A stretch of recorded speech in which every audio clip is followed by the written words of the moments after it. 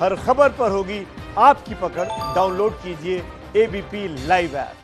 और देखिए, सुशांत के पिता ने सुप्रीम कोर्ट में अपना जवाब दाखिल कर दिया है और ये जवाब रिया की उस याचिका पर दाखिल किया गया है जिसमें पटना में दर्ज किए गए केस को मुंबई ट्रांसफर करने की मांग की गई थी। सुशांत के पिता ने कहा कि जांच का जिम्मा सीबीआई को मिल चुका है, इसलिए रिया की याचिका पर सुनवाई की जरूरत नहीं है। इस वक्त की बड़ी खबर हम आपको दे रहे हैं।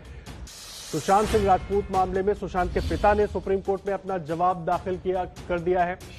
ये जवाब रिया की उस याचिका पर दाखिल किया गया है जिसमें पटना में दर्ज किए गए केस को मुंबई ट्रांसफर करने की मांग की गई थी। निपुण सहगल जुड़ गए हमारे साथ पूरी जानकारी देने के लिए। हमारे संवाददाता निपुण, क्या है पूरी जानकारी इस मामले पर? जो जवाब दाखिल किया गया है उसमें क्या स्पेसिफिक्स हैं?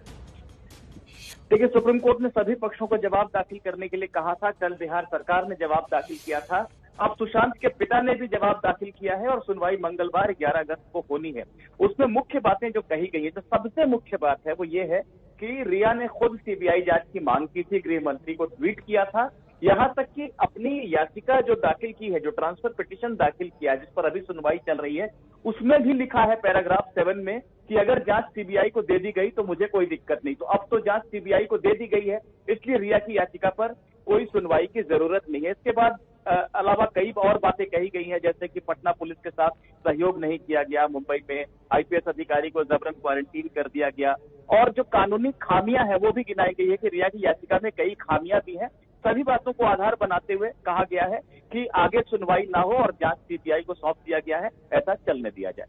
जी, मुझे एक बात बताइए, कई सवाल उठाए जा रहे थे और जो सवाल अब सुशांत के पिता की तरफ से जो जवाब दिया गया है उसको लेकर क्या रुख हो सकता है कोर्ट का? आगे किस तरह से कार्रवाई बढ़ सकती है? निपुण, देखिए, कोर्ट को निश्चित रूप से ये तय करना है, क्योंकि जो रिया के वकील हैं और महाराष्ट्र सरकार के जो वकील हैं वो निश्चित रूप से इस बात पर सवाल उठाएंगे, क्योंकि सीबीआई को जो ट्रांसफर किया गया है केस को, उसका आधार है पटना में दर्ज एफआईआर। तो क्या दूसरे राज्य में एफआईआर दर्ज हो सकती थी जिस तरह से किया गया और जैसे कार्रवाई की गई, सिफारिश कर दी गई बिहार सरकार की तरफ से, उसको मान भी लिया गया?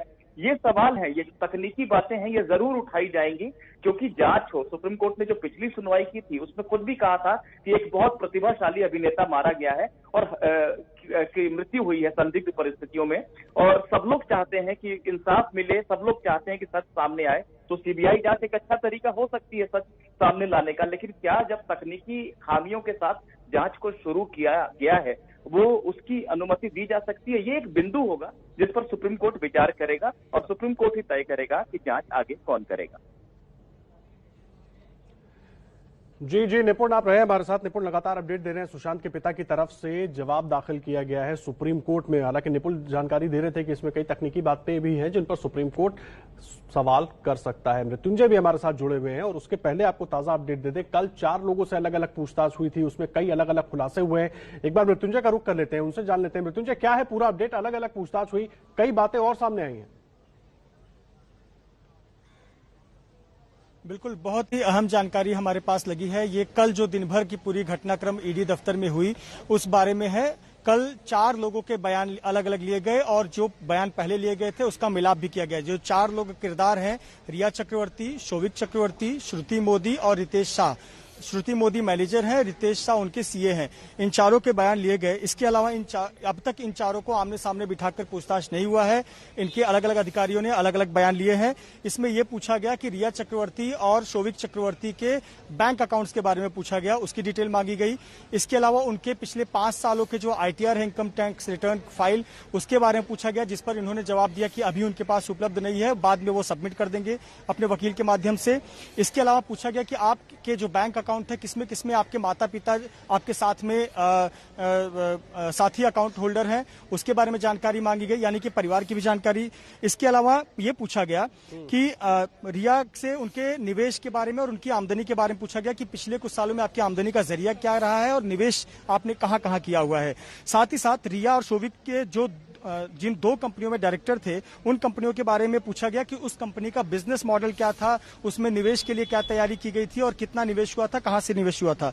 एक जो सबसे महत्वपूर्ण है कि इस कंपनी में रिया और शोभिक और सुशांत की भूमिका के बारे में पूछा गया कि आखिरकार डिसीजन मेकिंग पावर किसके हाथ में था। अगर को डायरेक्टर है तो इसमें से डिसीजन मेकिंग पावर किसके हाथ में था, इन तीनों में से। साथ ही साथ इन कंपनियों के पैसे के लेन देन के बारे में सवाल जवाब किए गए। एक बहुत महत्वपूर्ण सवाल रिया चक्रवर्ती से यह पूछा गया कि एक कंपनी में वो को डायरेक्टर थी, उसकी डायरेक्टरशिप आपने महज 1.5 महीने में ही छोड़ दी, उसका कारण क्या था, क्यों आपने वो डायरेक्टरशिप पद छोड़ दिया, जबकि को डायरेक्टर आपके भाई और सुशांत थे।